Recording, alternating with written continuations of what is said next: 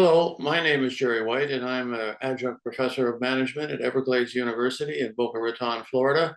And I want to thank IGI Global for its opportunity that they provided us today to talk about a very important book that in many ways will revolutionize the way people think about business to business sales. And this subject is particularly important today because so much has changed. And a major publication has just been released by IGI Global, and it's available at the IGI bookstore online, IGI-Global bookstore. And if you go into the bookstore, you will see a particularly important new title. It's called A Critical Examination of the Recent Evolution of Business to Business Sales, B2B sales. And this particular book, I think, is going to really become the standard for overall marketing as it relates to business activity.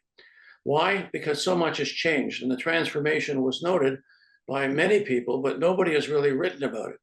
And having been a professor in marketing going back many decades with dozens of books on the subject, I found minimal treatment of the subject of business to business selling.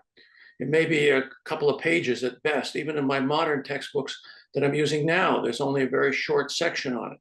And then we experience something unique. And I want to bring on somebody who's written this very important book. It's Professor Joel Cohn. Dr. Cohn is a professor of management at Everglades University in Boca Raton, Florida. And this book really is a transformational document because not only does it cover critical thinking, the history of business to business marketing, the critical terminology, definitions, a bibliography that probably goes on for more than 30 pages, but it really covers so many of the key strategic issues that we have really not considered in business to business selling. B2B, it's here and now. Professor Cohn, thank you very much for joining us. And I want to congratulate you on this very important book. And it is an important book because I've read it several times. And the second time I read it, I got even more out of it because it really is a revolutionary document. Thank you, Jerry. Thanks for that great introduction, by the way. And I'm glad reading it the second time didn't put you to sleep. So I'm really happy that it kept you awake. So that's good news. Well, tell us a little bit about yourself and your background and what qualifies you to be such a detailed authority on this subject. So I spent over 50 years in the corporate world selling large B2B selling environments with large global accounts. And during those 50 years in the field, I experienced many sales techniques, different strategies, different programs, different approaches to selling, different ways to do account management. And I realized one thing, that it never ended, that it never said, we're there, we've arrived, we're done. In fact, if I look back on that whole history and that whole experience, it not only continued to change right up to the day that I retired from it, but it's continuing to change. So I started doing some research. And one of the things that led me to look at was what's going on with B2B selling. And I came to the conclusion that it's continuing to change. It's an evolution. It's not a revolution. It doesn't change once and we're done. It's an evolution. And so, as Heraclitus once said, the only thing that's constant is change. And that's exactly what's going on in B2B selling. We think we're there now. We think that the pandemic happened, it's behind us. We think that maybe things have changed with respect to the customer. Maybe things have changed with respect to the buyer. Maybe things have changed with respect to the use of technology, AI, videos, internet, etc. But you know what? There's more to come. There's more change coming. And so one of the things that I realized was the leaders of sales organizations and those of us in the educational world who are preparing those leaders and preparing those sellers, we need to be able to tell them what's around the corner. We need to give them a set of headlights. You know, when you're driving the car that has the special kind of headlight that looks around the corner and you see the deer before you get there, you really appreciate those headlights. You don't turn the corner and say, oh my God, there's a deer. Well, the same thing is true here for sales leaders. I came to the conclusion they need some headlights. Yeah, we know what the hottest, most recent way to sell to B2B is today, this very minute. But what's coming in the next 6 months, the next year, the next 5 years? Where's it going? What do I have to prepare for? And that raises a couple of issues. One is, as a leader of a sales organization, how do I prepare myself? How am I going to lead an organization? For example, if artificial intelligence, AI, machine learning, as we call them, if they're going to not only be tools and technology, but if they're going to actually join the sales team. So we're going to have, Fred and Mary and Tom and John and so on. Oh, and by the way, AI is going to be a member of the sales team.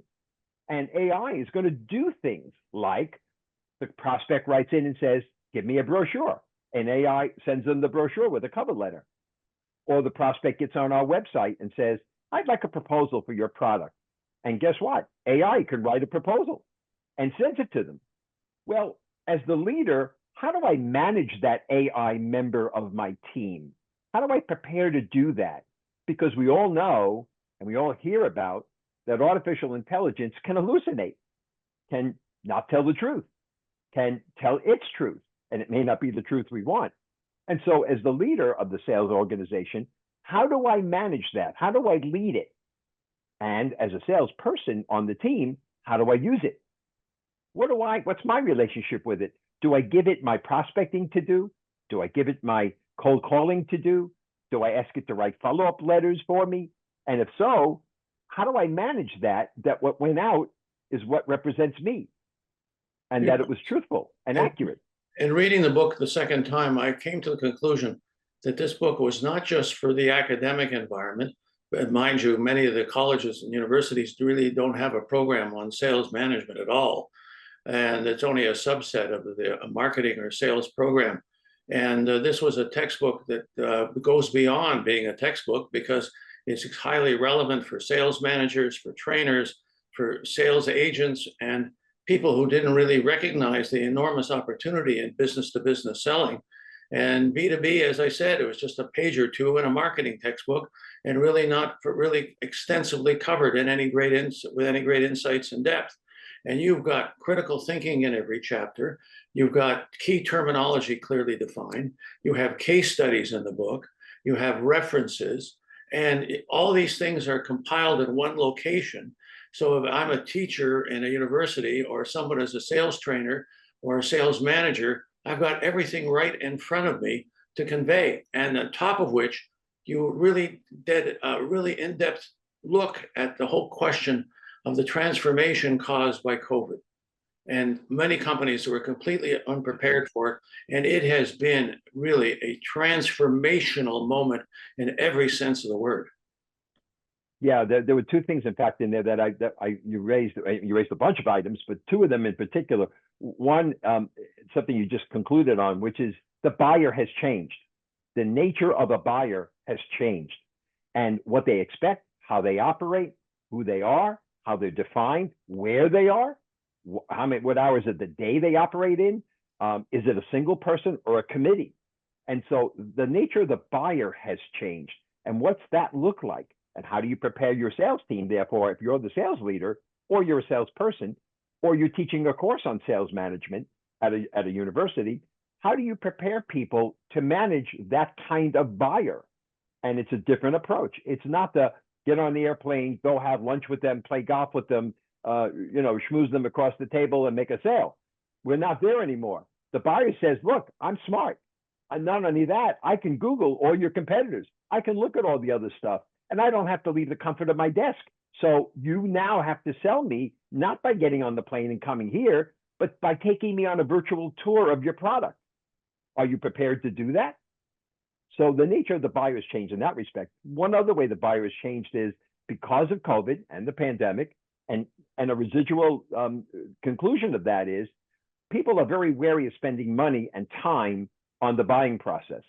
The buyers in particular are saying, don't waste my time, don't waste my money, therefore, don't waste my efforts to try and get a solution, get me there faster. And by the way, I now have supply chain management involved.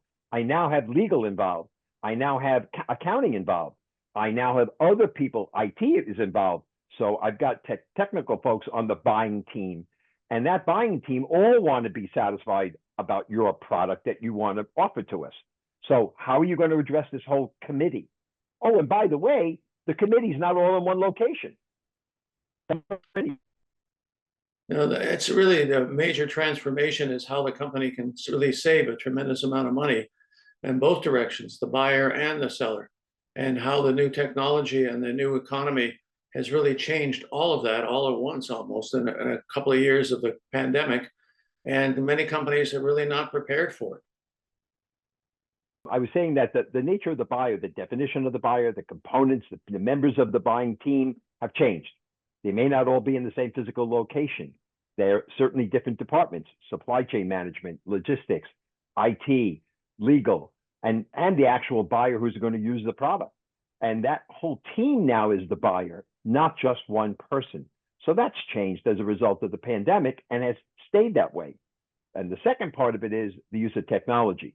No one wants to get on airplanes. No one wants to travel. No one needs the visit on site necessarily. They want to use technology to make a faster and better decision. By the way, the buyer has a decided advantage because the buyer can visit all your competitors without leaving their desk. So that's changed. And they know a lot. They come to the meeting with you and they know about 5 other people who sell a similar product. Not only that, they've seen a demo, they know the price, and now they want to hear what you have to say. And so the nature of the buyer and the selling process and buying process have changed. And I tried to record that and get that down in my book. One of the interesting things I did in the book, people will find, is that there are case studies.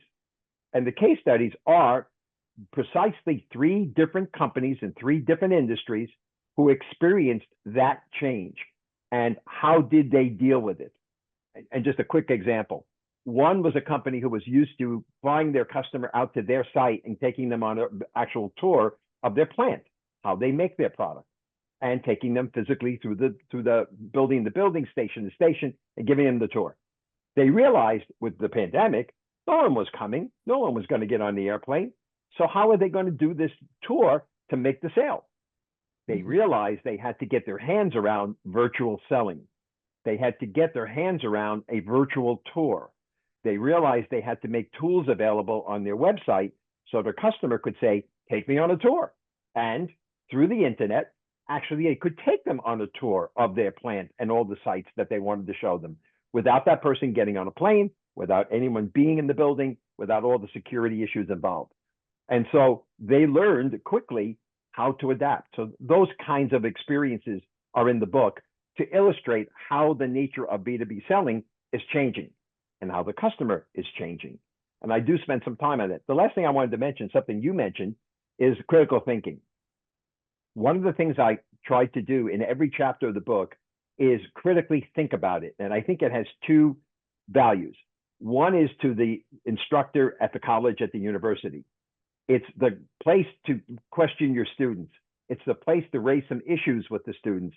It's a place to have them or help them think about what they just read and have them have some doubt and have them question, well, should we do this? Is this going to make sense? Will this stay in selling forever? Is this the way the world is going, et cetera? And it'll make them think. So I think it's a tool for the instructor and for the learning environment. The second part of that is the critical thinking is there for the sales leader. Should I make a commitment to this? Should I jump into this kind of strategy or this kind of tactic or the use of these kinds of tools? Well, what are some of the drawbacks? What are some of the concerns about doing this? Has anybody thought about it and realized what it might mean to existing sales organizations? So some of the critical thinking in there has value to the sales leader who might have to make a major financial investment, not to mention the time of his people in terms of investment. And so the critical thinking was intended for both the instructor side in terms of the university and with respect to the sales leader in an actual B2B selling organization. How do you think about these changes? How do you question them? What should you be concerned about? And what kind of answers do you need before you go forward? Well, you gave people very good practical examples of it, giving the whole process pragmatic validity. And then you've thrown in clear definitions in terms of concepts. You've given us almost the doctoral level of bibliographies if they want to go further and study it. And what's also unique to this particular company and IGI Global was the fact that this book is available in hardcover, softcover. It's available in ebook format, ideal for colleges. And it's available if you want just individual chapters. And if you go to IGI I think it's IGI-50, and go to the IGI-bookstore, what you're going to find in the IGI Global Bookstore is they're using IGI-50, you'll get 50% off the retail price of the publication.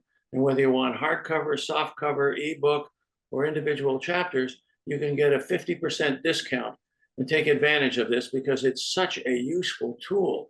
There's so many applications. And if I was a management consultant in this field, this would be almost the Bible. If I was a sales manager in business to business selling, I would use this as a cornerstone of my updating my strategy and training my people. And if I'm teaching marketing, sales management, innovation, and programming in universities, once again, this fills in a huge gap. It's not just a one or two paragraph section or page section of a marketing book. It's a course within itself. And these are all elements that I found in my second read through that I said, gee, I didn't know all this stuff was here. And you can get it in all these great formats.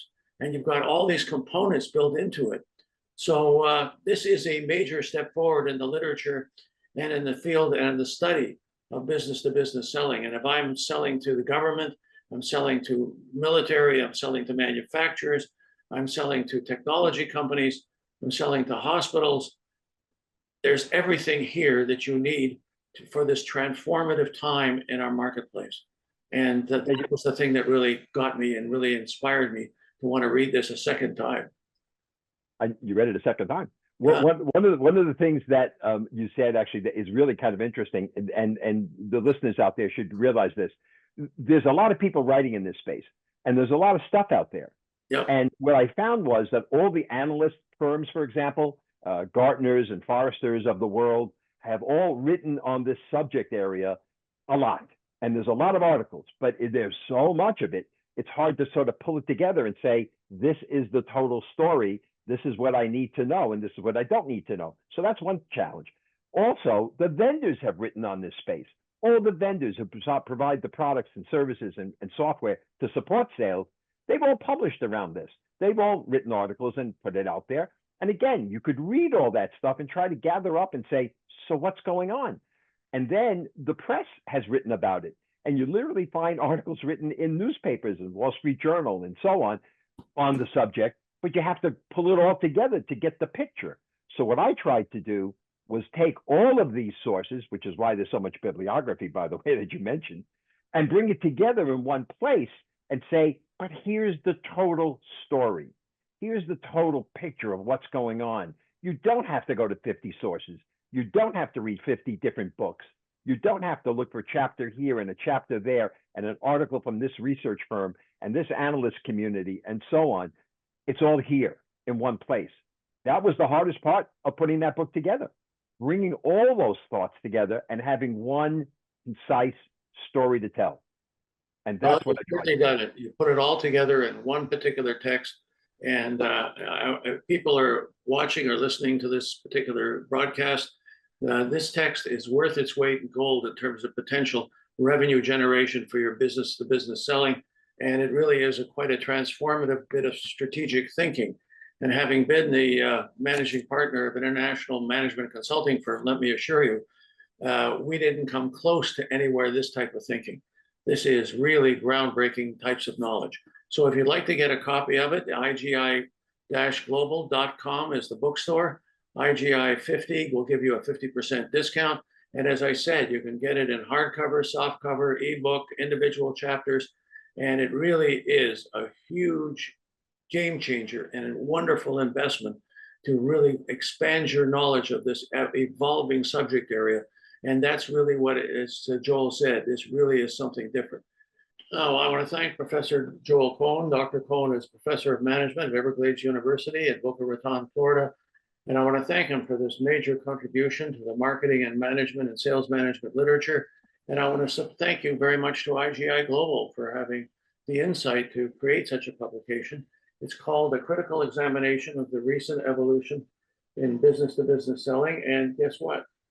It's available in all the formats we've discussed, hardcover, softcover, ebook, individual chapters, and go to IGI-global.com bookstore and go to use the promotion code IGI-50 You get 50% off if you want to purchase it, and it's a very, very good investment, worth its weight in financial gold for your business. And Jerry, thank you. I appreciate the time and I appreciate the interview. Thank you so much. thank you, Joel, for joining us. It's a pleasure.